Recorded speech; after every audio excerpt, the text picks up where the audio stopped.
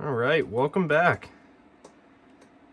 Wanted to do a little lesson today on how I choose my model bodies. I figured we'd start with a size comparison.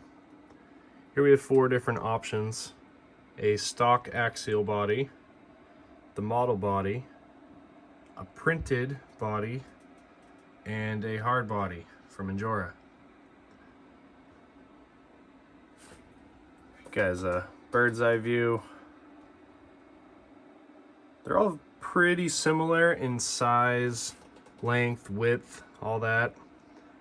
The big difference you're gonna see is the printed body, the hard body, and the axial body all have much larger wheel wells than the model body.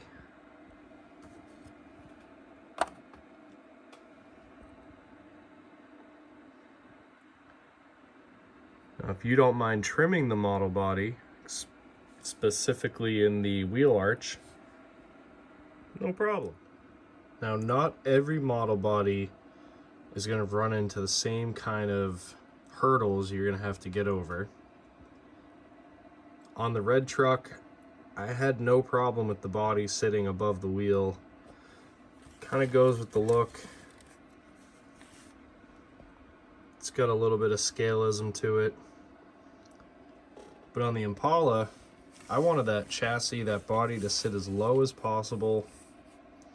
I wanted a great approach angle. I wanted to meet the Nacho chassis angle of the skid here. So I set the body a little farther back. I did have to clearance the grille. I don't have any problems with that. I don't mind the look. And I had to extend the rear fender here,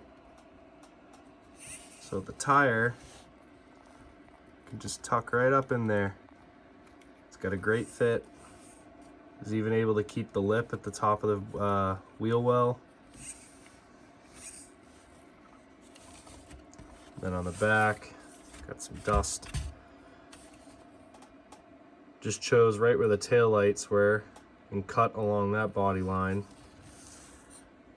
And once I knew where my point of the skid was in the back of the body, just kind of freehand that arch in there.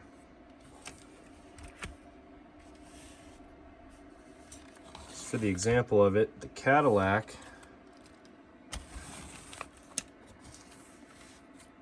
also had to get the back of the wheel arch cut out so the tire can fit in there. But I was able to get the front bumper to sit far enough forward, I didn't have to cut it out for the servo. And it just barely touches the bumper. It doesn't interfere with the car at all. I mean, not enough that you notice it or care about it. So, it's an example. Some bodies you can just sit on top. Some bodies, I guess, you can sit between. And other bodies, you're just gonna have to find out. Let's go over the actual selection process that I use. So if you're looking at a Revel model body kit, so far, just about everyone I've found has a length measurement on the box. Now that's great. I have noticed that the length is a little exaggerated. For example, this Charger body, it says 8.5 inches, it's 8.25. Now AMT and MPC, some other notable brands of model bodies, they don't have a measurement on the box at all. If you get lucky, sometimes you can look these up online, like Amazon, go to the product description, and it might have a measurement of length, height, and width. However, some of them, I know specifically on the Caprice body here, it'll give you a measurement for the car and then also a measurement for the box.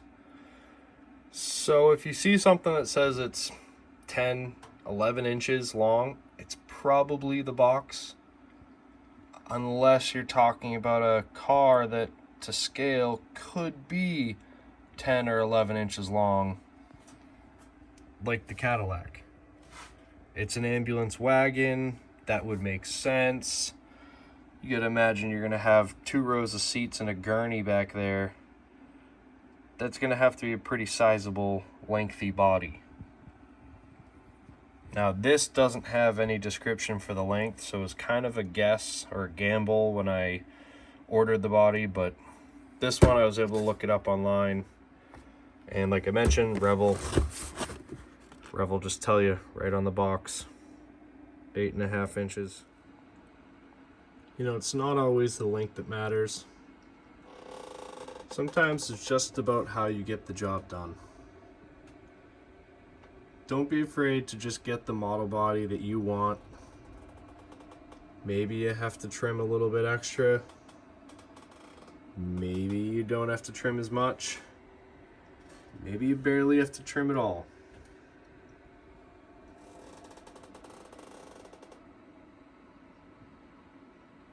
Thanks for coming to check out the video. Until the next one, see ya.